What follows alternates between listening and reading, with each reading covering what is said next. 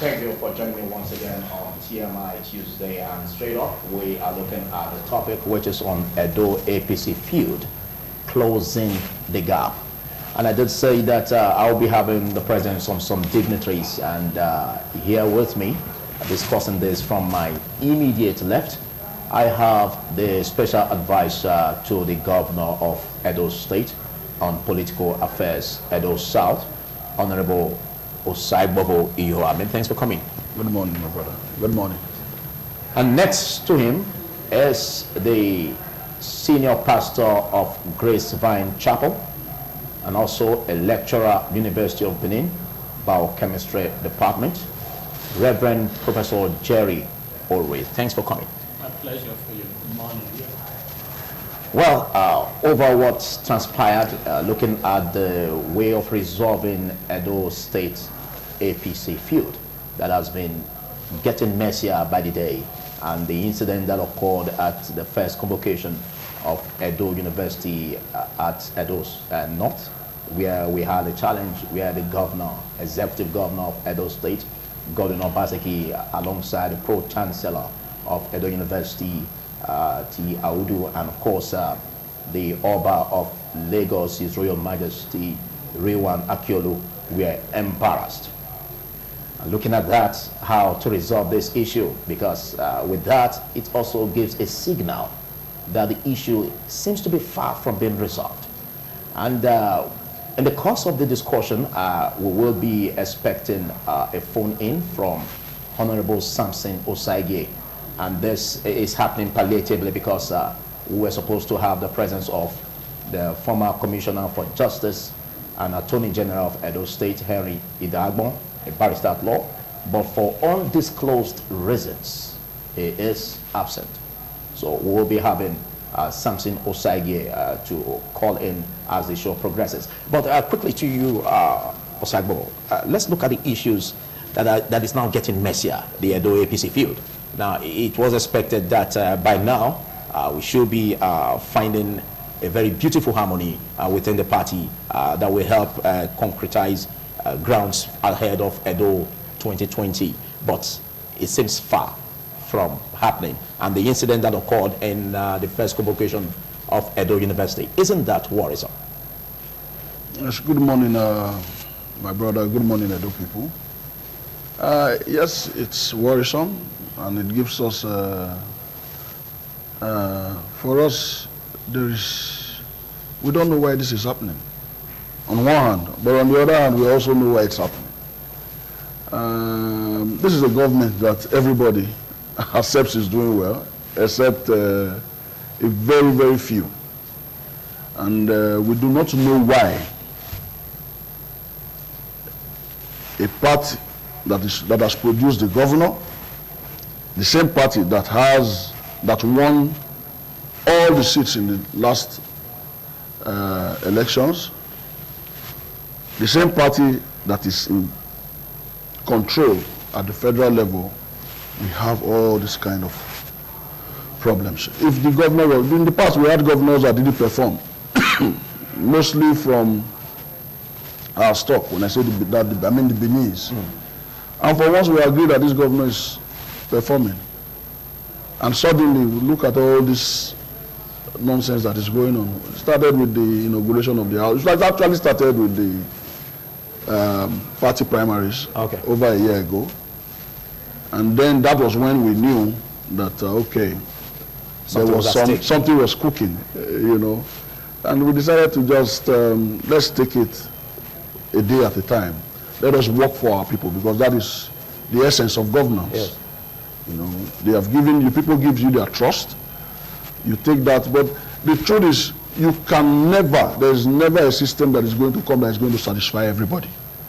But as far as you are doing good for the majority of the people, I think you're fine. So that is what this government is about, and nobody is going to divert our attention, because the idea is to stop the governor from performing. Because they realize that the governor, in just 2 years, that is as at the last primaries, has become so popular. So the idea was, look, let's distract him now. Because if you give him If he does what he has done for these last 2 years, if he does that for another year, nobody will listen to you guys later. The man, his acceptance level, his credibility level is up there. So let us start feeding people with lies. Let us distract. And that is why we are saying all this. But we have said that the governor should not be distracted. He should face governance. He has brought us in as political advisors and all. We are very, very equal to the task. We are going to face them. Looking at the incidents that occurred at the convocation of Edo University, the first convocation, the national chairman of APC did say that this whole drama, this whole issue that occurred was orchestrated by the deputy governor to embarrass him. What do you have to say in that respect? It's laughable because if you... I know it's very, very important that we are all students of history and we know where we are coming from as a state. The #1 Okada man in this state in 2007 or 2008 was Comrade himself. And that is why we know, because we've been in the system, it was so difficult for him to ban Okada riders in Benin City.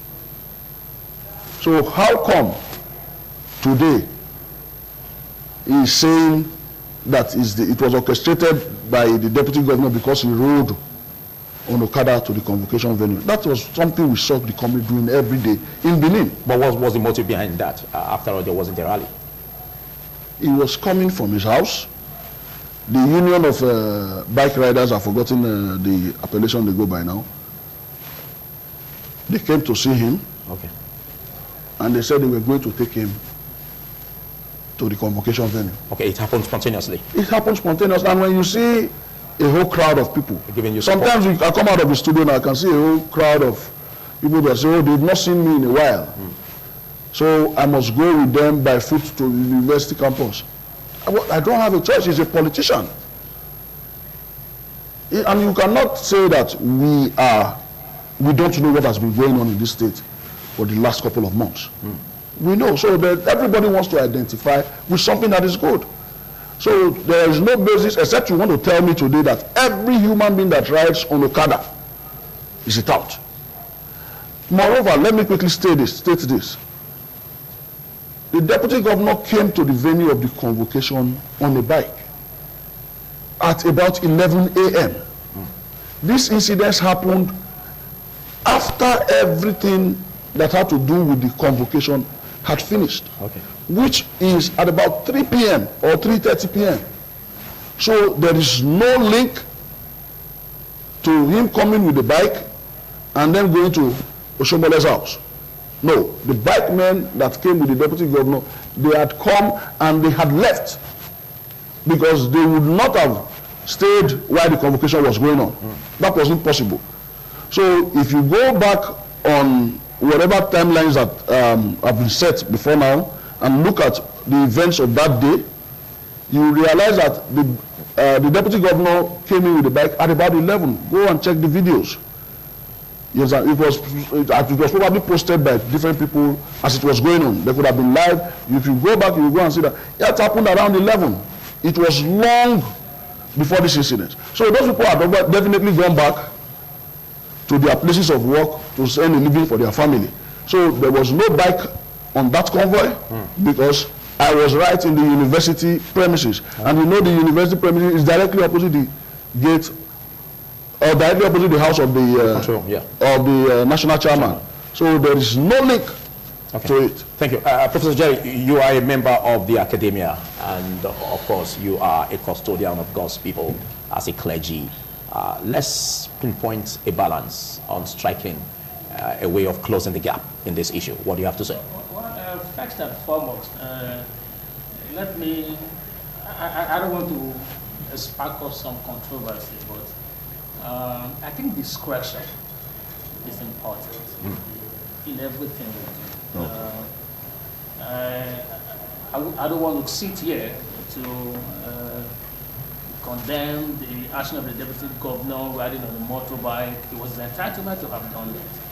But judging from what we hear happened the day before, Friday. Yes. There was also some kind of opera one would have expected that the respected deputy governor would have at least applied some level of discretion, respect to allowing that large crowd of motorbike to follow him to the venue. And it could have been explained and say, please guys, you are aware of what happened here yesterday. We don't want to create another scene today. Please identify with you. Please allow me to go by myself. Some things have a way of sparking of tension. I'm not by that saying that what happened at 11 a.m. had a direct bearing what eventually transpired, but I'm saying that this question is important.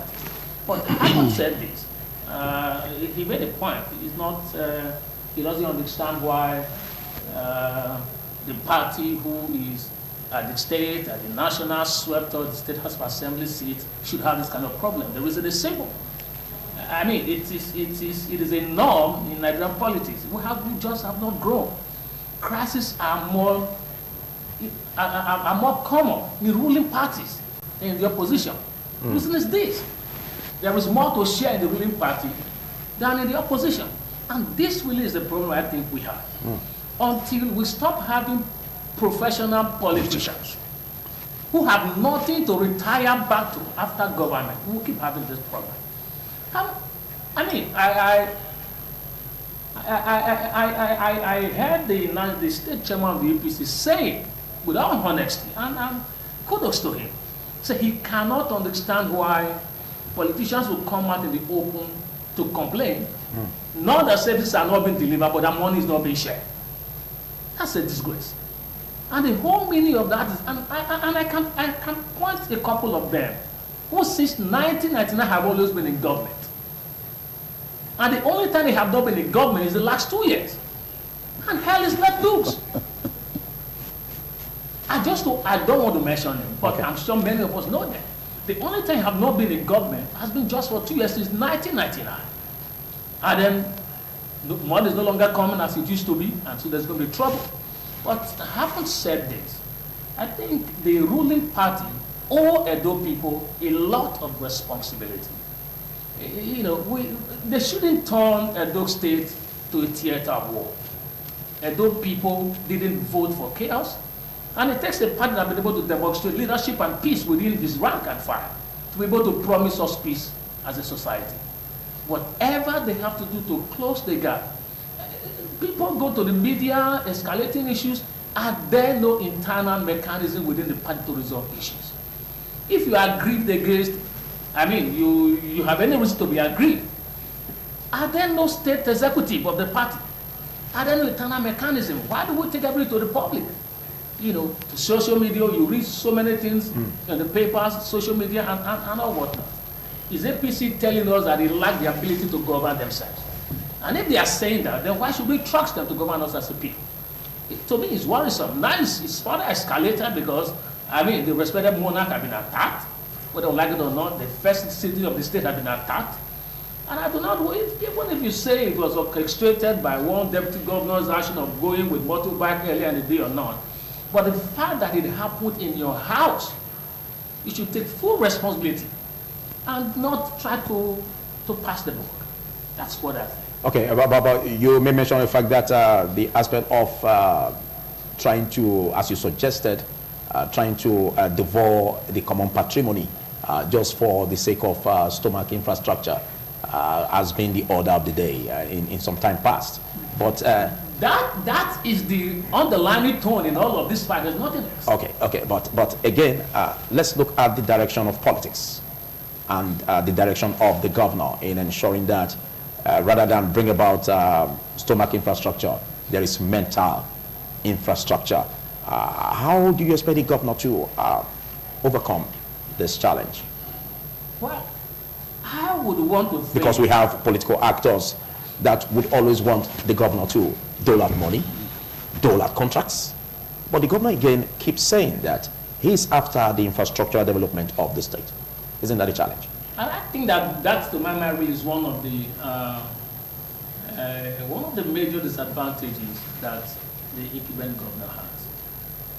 He's more of a technocrat than a core politician.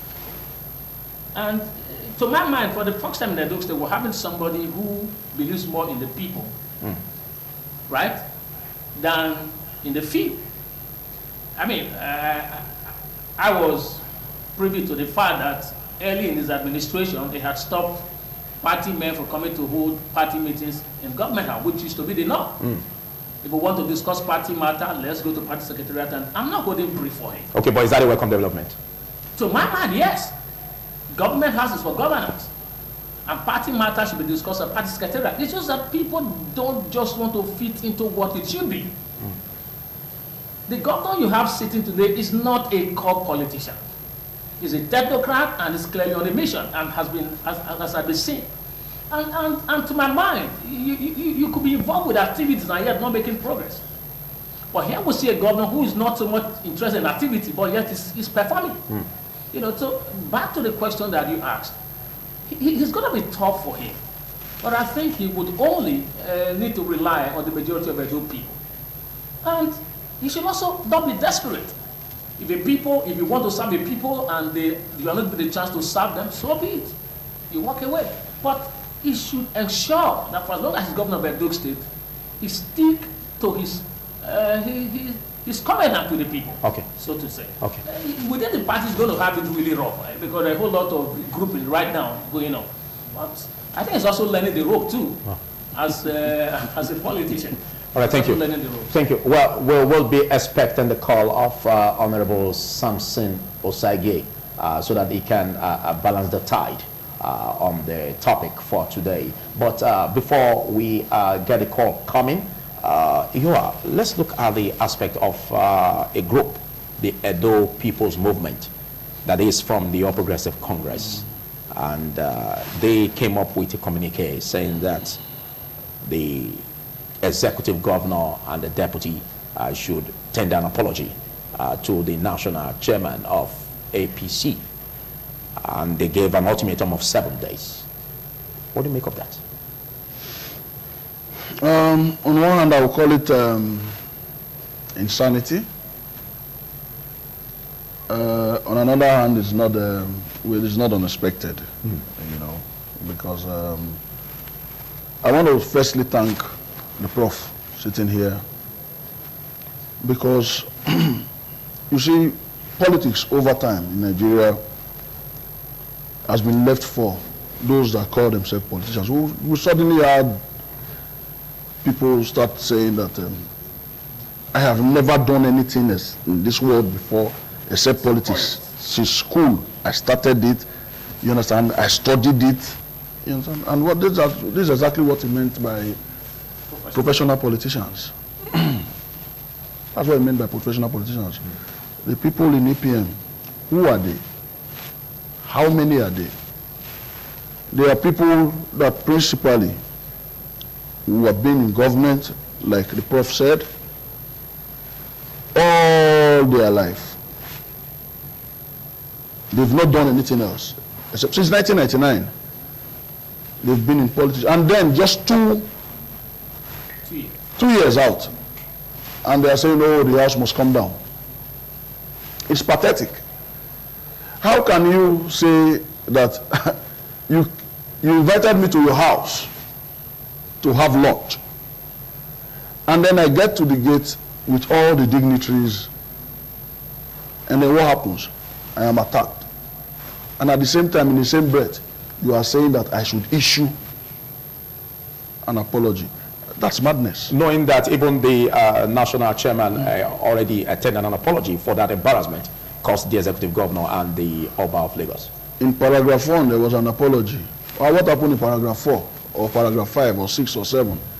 At the same time, you are saying that it was Mr. B was responsible. I mean, that is hogwash. That was not a sincere apology. It wasn't sincere. You can. Everybody that reads it know what it was. Let me tell you what they do not know, because when they set off from the school after the event had ended, when they were going to have lunch, I was inside the school premises when all the dignitaries entered the bus. The Oba of Lagos was the last person that came down from the VC's office. When he came down, he was not on that particular bus, the black bus that conveyed the governor. The Oba of Lagos and his aides were inside the Sienna that was destroyed. He was inside the Sienna. So my brother, you can imagine the kind of, yes, the other bus is secure, that's why it wasn't broken, it's bulletproof. But the Sienna wasn't. It was directly behind the bus with the other dignitaries. So you can imagine the trauma that the Oba, at his age, went through. And then EPM, or those phony characters, would come out to say that the governor should issue an apology. So somebody is insane. Well, thank you. In case you're joining us as TMI Tuesday, and I've been having a chat with the special advisor to the governor on political affairs at Edo South, Honorable Osai Bobo Iyoha, and of course with Reverend Professor Jerry Olwe, who happens to be a lecturer at University of Benin in the Department of Biochemistry, and of course the senior pastor of Grace Vine Chapel. And we're looking at the subject before us, which centers on APC FEUD and how to close the gap. But Jerry, let's look at the aspect where we must situate a balance, where we must find a factor that can help resolve the issue, even if it means both sides we have to shift ground. Could it be the ticket for Edo gubernatorial race 2020? What can actually be done in this direction? Well, if you ask me, first thing first will be the interest of the people. Yes. What we see here now is that someone is not considering the interest of the people. If we all put the interest of the people ahead, a lot of these issues will not come up. Several years ago, I was opportune to have been very close to a particular chief executive. There's going to be some kind of turmoil. And people gathered around him to advise him on the line of action to take. And I said to him very clearly, in the presence of them all, they are advising you now to do this just to massage your ego. But don't forget that you've been on this seat for a couple of years and you have just about 5 months or so to go. You have enjoyed relative peace. If you have to eat shit to maintain that record of peace for the next 5 months, please do it, irrespective of your ego.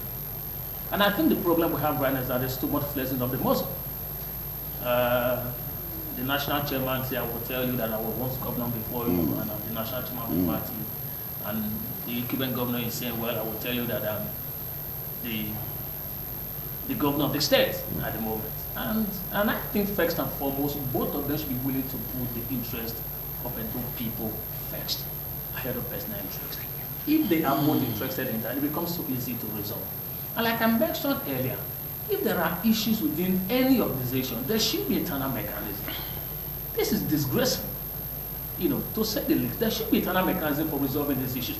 If you say the governor is erring as a party member, are there no internal mechanism for discipline an erring party member? Should we take things out to the public? Well, on the issue of the ticket, I know that what is at stake really at the moment is the ticket against 2020. Even though the national chairman did say that he has nothing against the governor on the second term bid. Well, the truth of the matter is wanting to say one thing, to say something, is wanting to act a different thing. But the actions haven't clearly matched up with the words, with the statements that have been made. If you are not, then what is all this fight about? So I also do not want to believe that with due respect to him, the national chairman has been very honest in his public proclamation of peace, whereas inwardly would see some kind of infight. But I haven't said that. I also think too that when you have some kind of misunderstanding in the home front, the one who is supposed to be the overall leader should toe the path of peace in the interest of the unity of the family. I mean, I am a family man. If there's any issue in my family, if I have to say, please, for the sake of peace and oneness of the family, let me be the one to swallow my pride. I should. And I think that for the national chairman, who is overseeing APC at the national level, he should. If you ask me if I were in this place, I would do everything I can to keep my house in order. Knowing again that APC has lost some ground in some states since he became chairman of the APC. And to have that same loss in Edo State, to my mind, will not be credit to his work. Okay, thank you. We will be getting a call from Honorable Samson Osaige on this issue of resolving EDO APC feud, closing the gap. And we will be getting a call from him right now. Hello, good morning. Okay, so while we still wait for that call, there's this impression about second term bid. Hello, good morning, Honorable Samson Osaige. Yeah, good morning.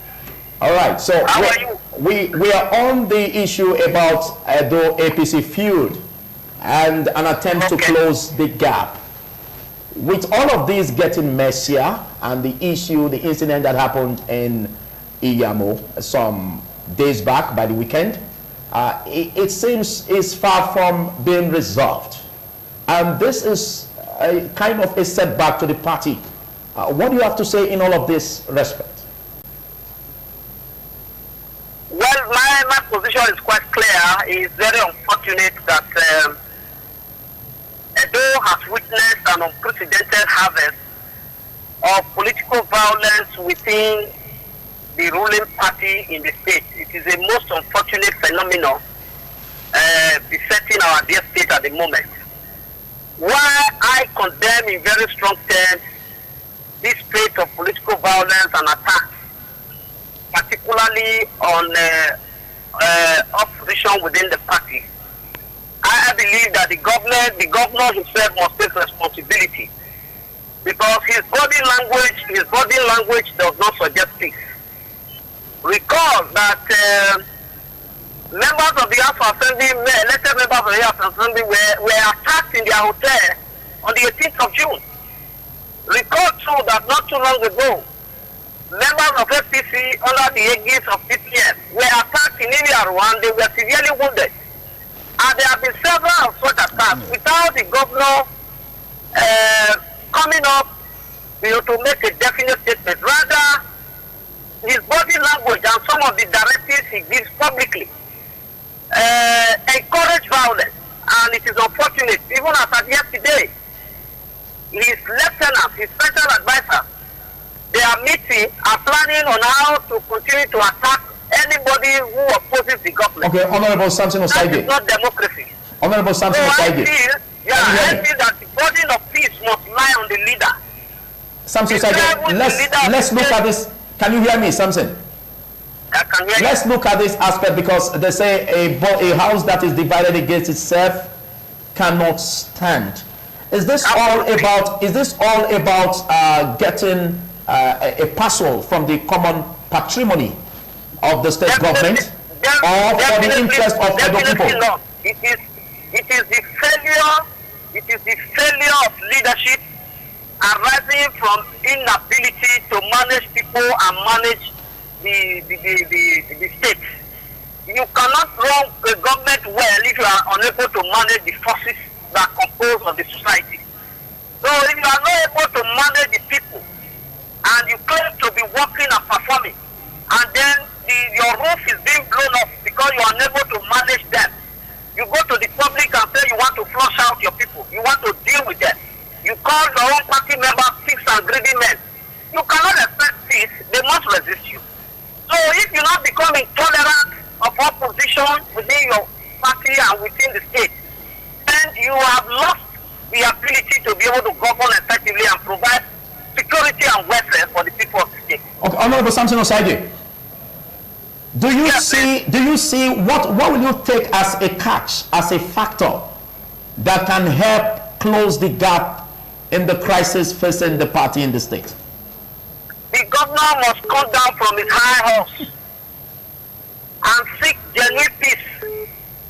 He must seek genuine peace because the burden of leadership rests squarely on his shoulders at the moment. You cannot be threatening fire and brimstone against people who are opposed to your ambition, because it is a democracy. So if because he's governor he wants to kill everybody, then when he kills everybody he will have nobody to govern. So he must practice peace, he must practice humility, he must practice interpersonal relationship with people. For example, you will be surprised that the governor threatened me not to enter Benin. supporting his ambition. Who does that? Yeah. Who does that? Honorable Samson Osage. Thank you. Please, let me ask you on that question. Now, the people of Edo State, majority of the state people are praising the governor on the development strides. And this wouldn't have been possible if not for the party that came united at a point that brought about the governor of Edo State, Godwin Obaseki, elected. Now, don't you think that the focus here should be to make sacrifices in order for the state governor to focus squarely on infrastructural development of the state, since it's about the interest of the people and not personal aggrandizement? Well, I'm not going to comment on his performance, because commenting on the performance the way I feel is commenting on the performance of the party as APC. But however, when you run an election on the platform of a party, you have a duty and a burden responsibility to keep that house as much as possible together. It is part of your achievement if you are able to keep that house as much as possible together. When you say majority of Edo people, I don't know how you have conducted the poll. But like I said, I will leave that. As a party, we are committed to ensuring future successes of the party. And the governor being the leader of the party, being the leader of the state, as the governor of the state, there are other stakeholders. A tree cannot make a forest. We all must make one sacrifices or the other at every point in time, but not by threat and not by coercion. Thank you, Honorable Samson Osage. Thank you very much. Thank you very much. Well, that was the voice of Samson Osage, APC chieftain, but you heard what he said. But let's situate the way forward, because I know there must be a shifting on the ground. Did Samson Osage say anything? What do you have to say in that respect? What's your reaction over the statement made? He didn't say anything. What did he say? Samson Osage said nothing. Nothing. Has he told us what crime the governor has committed that he deserves such opposition from within his own party? No. My brother, you see, these guys, they are very few, the EPM that we're talking about. Apart from the former Attorney General of the state, the Samson Osage himself, and then the people that were in charge of our revenues during the Oshomole era. Who are the other notable people that were there? And you know, you need to start situating certain things. He made mention of the aspect of managing people, probably referring to the chieftains or leaders of the party within the party. Don't you think that is a point to look at? Let me tell you something. Never again in this state will one man or a group of people come to hold the state to ransom in the name of godfatherism or in the name of patronage from our common patrimony. Samson Osage is one out of over 4 million people, Edolites. If he thinks, or him and his group think that they will sit down somewhere like before, or what used to happen, and then they will dictate on how over 99% of the state will go, that is in the past. It won't happen again. Because these guys are used to, they underrated the governor. It was a case of, they felt that, oh, I put him there, I can remove him. And then they would just take him like this off the scruff and then throw him out. That is what they thought. I wanted to situate one or two things now. Look at the House of Assembly. 24 members were supposed to be. And then the other guys have decided to go and stay in Abuja, not to represent their people. You can see, when you see that this crisis has been festering, we are talking about closing the gap today, you would realize why the Godfather actually did everything that he could to bring everybody that was in the house. It is because of, they did not expect that we'll get here. What do you mean by the Godfather? I'm talking about Adams Oshomole. Because we keep hearing that there is no godfatherism. The spirit of godfatherism has been. We him in 2009, if you recall, yes. Or was it 2010, when we did the one man, one vote rally. I remember Ibn Bangida was here, yeah. TMI Presiva was here, and a lot of governors and all that. And we came together, we fought. And we said, never again with one person, just enslave everybody. When you want to be a councillor, you have to drive all the way to Edo Central. When you wanted, even from Kano, you understand? There was this general, we fought it, and we said, no, never again with Godfather, with the Godfather being Edo. That one man would tell us where all of us collectively would face, even when he doesn't even know tomorrow. And then, today, the same man that led us in this fight, in this struggle, and we thought we were liberated, is the person that is now coming to want to assume that role. It won't happen again. Okay. We have to work for our people. Let me tell you what these guys don't know, Samson Osaigi and his likes. The population of this country today, as it is, we have a group, the people between 1 and 28 years make up 78% of the Nigerian population. And these are the people that do not have jobs. A large number of them do not have jobs. A large number of them never witnessed a military coup. So we have a growing population that we are not preparing for tomorrow. When you see the spate of kidnappings on the highways, and now they are even coming closer. If we don't start preparing for them for tomorrow, a lot of Nigerians think that we have so much time on our hands. We are sitting on a ticking time bomb that will not explode. We hope not. We hope not. Okay. But you can see already that the radiation and all of it is exerting a lot of pressure on us. We can no longer do road. Okay, I think the whole of this discourse is to situate a way to close the gap. Now, from the statement credited to Honorable Samson Osaigi, do you see a mood in that direction? Well, unfortunately, the only thing he succeeded in convincing me about is that APC lacked an internal mechanism to resolve our crisis. That's the only thing I could take from a statement. If you'd say that the governor is not able to manage men and human resources, and then no internal mechanism within the party, must you take to the street to fight this fight? That's the question I've always been asking. Because if there are internal structures within the APC that can resolve these issues, why are we on the street?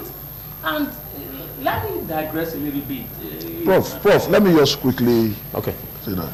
Prof, the mechanisms are there. But how do you reconcile with a man that wants to sleep with your wife?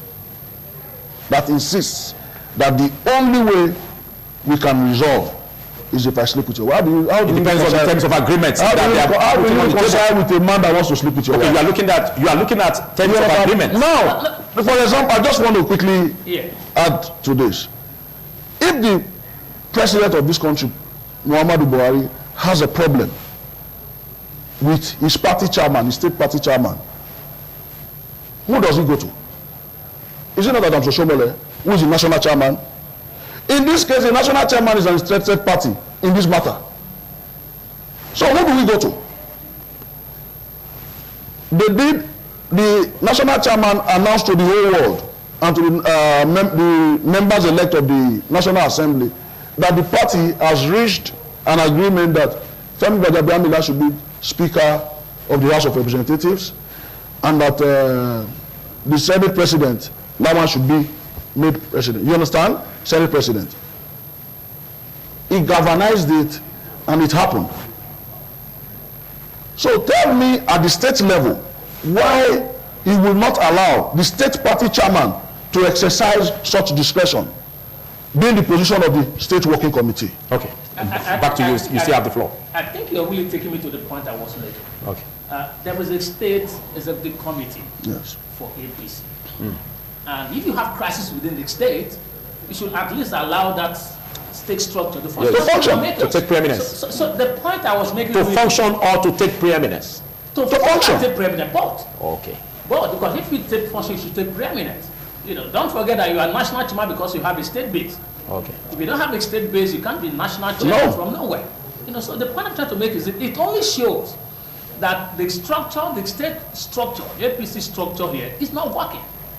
You know, It is working. and if it is not working, it's probably also implied that people are not allowed to work. But if they allow it to work, there's no reason why the state structure cannot sit down and resolve issue between two party members. Whether you're national, Because the national chairman has not allowed the state structure to function. Okay. It's an distracted party. That's what I'm saying. Sorry, Phil, there's another point that I want to quickly make. Yes. And I've heard it said that Shaibu was the one who orchestrated whatever happened. We have discussed that earlier. But I also think, looking at it from a different angle, Yeah. I also think that people should begin to ask questions. What is it that Shaibu had seen in the governor? And what is it that he had seen in the national chairman of the party who is related to him? So we hear. We know, we hear that blood is thicker than water. What is it that he had seen for him to have not shifted camp from the blood, from someone who's related to him to someone who's supposed to be announced? Okay, thank you. Let me quickly cut in there. We will be having a call from Prince Gregory Ogiogwa, a chieftain of the APC. And hello, Greg. Good morning. Hi, Philip. How are you doing, my brother? Great. You too? So please, we have been following the issues about closing the gap on the APC feud and the incident that occurred in Iyamo. But what will you say is the chip or the catch that should be used, to resolve this crisis that we seem to have now? Well, the most important thing is the realization that the APC is one party. That's the most important thing. And the second thing is that the national chairman now was the former governor of Edo State. So he knows where the shoe pinches. He knows where the shoe hurts because he's walked down that road before. Now, he has to also fall back on the memories of how he conducted himself as governor, the things he did, how he mobilized Okada riders, appeal court judgments are giving the governorship, how he mobilized the Okada riders and involved them in their, in participation, active participation in Edo politics for the first time. How he mobilized people, how he stormed INEC with the crowds and used civil disobedience basically as a weapon and as a tool for political achievement. He cannot, in any true sense of the word, deprive the present governor of the same instruments. He can't do that. That would be hypocritical. He cannot also hold on to power, having left office as governor for 8 years. And we served him creditably well. He did creditably well. He needs to ride off into the sunset as a statesman and then regard everybody else as his proteges. He does not need to start involving himself with all sorts of people, with motor park touts and thugs and claiming all sorts of things that his house was. I live beside the former governor's house. Okay. We share the same fence. Okay, right very beside quickly, his Greg. house. And I can tell you authoritatively that house was not attacked. Okay, very quickly, because I Greg. live beside his house. Greg, can you hear me? Now, Yes, I can hear you. we've had big figures in the country that tried intervening into this matter to resolve it. We've had even the monarch of Benin on this matter. Yes. Now, what do you see or what do you think is frustrating this effort in terms of making it work? It's an ego thing. It's an ego thing. It's an ego thing. Somebody has to act the older person, the more mature person. But you agree, Greg again, can you hear me, Greg? Can you hear me, Greg? You agree that if at all there must be a compromise, both sides must shift ground? Yes, there's no doubt about that. But there are certain things you can't shift ground about. You can't shift ground on legal matters. For example, reproclamation of Edo State House of Assembly is not possible by law. That is not possible by law. So you can't shift ground on those parts, on those things. Okay. Anything else you can probably negotiate. And you the can party chairman, but you can't negotiate. Can you hear me, please? Also, sorry, okay, Greg, as a roundup. The party chairman did say that.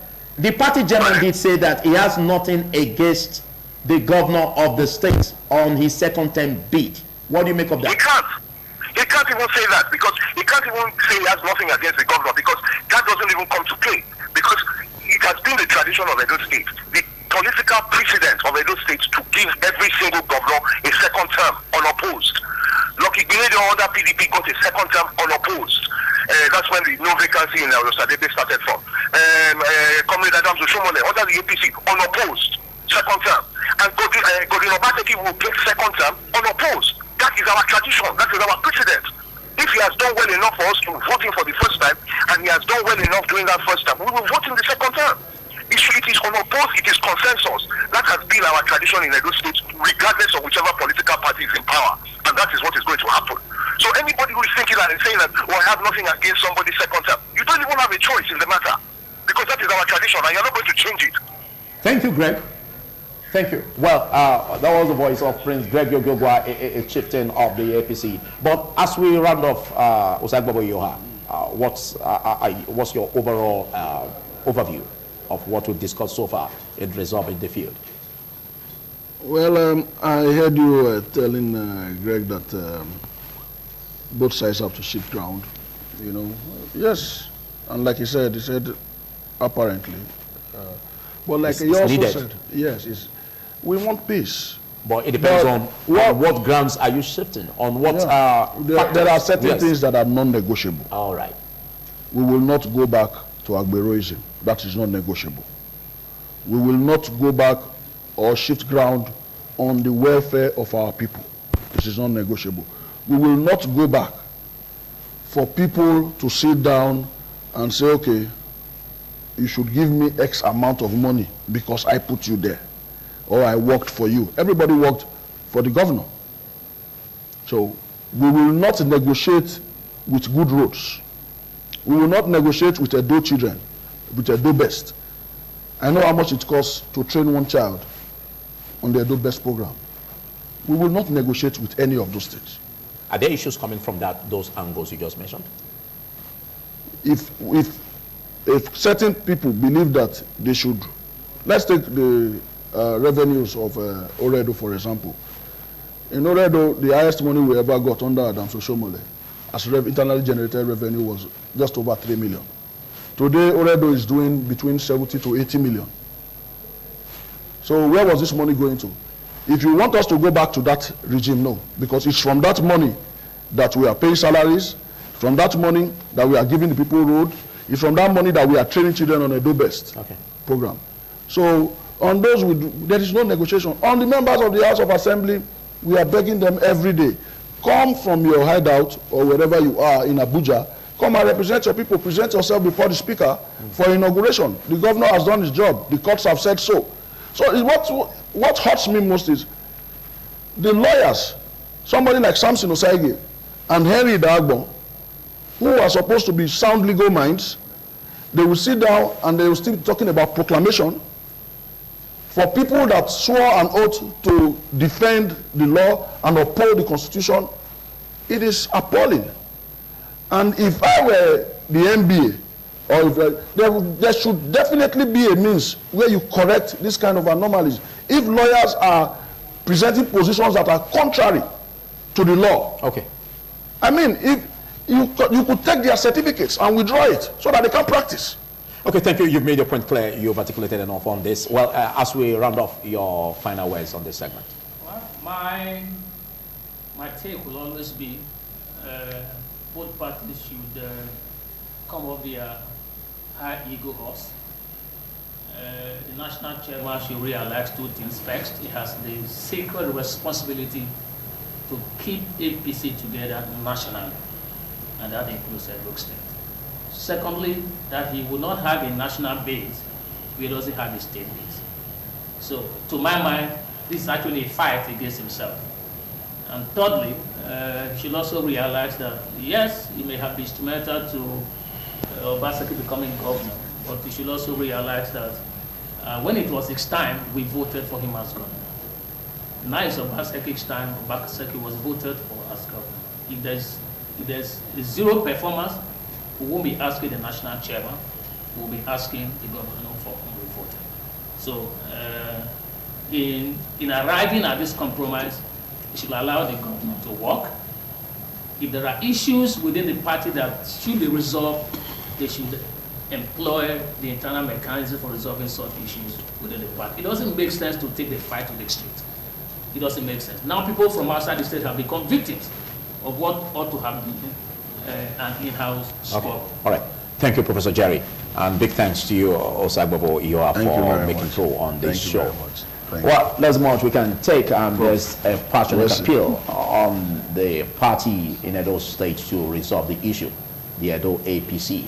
Well, we'll see how that comes and how that pans out in respect of resolving this, and as we hope that the stakeholders will really work towards ensuring that there is peace in the party. If there's peace in the party, it will transform to having enough peace that will sustain the government of Edo State in realizing developments that is expected that will kick off.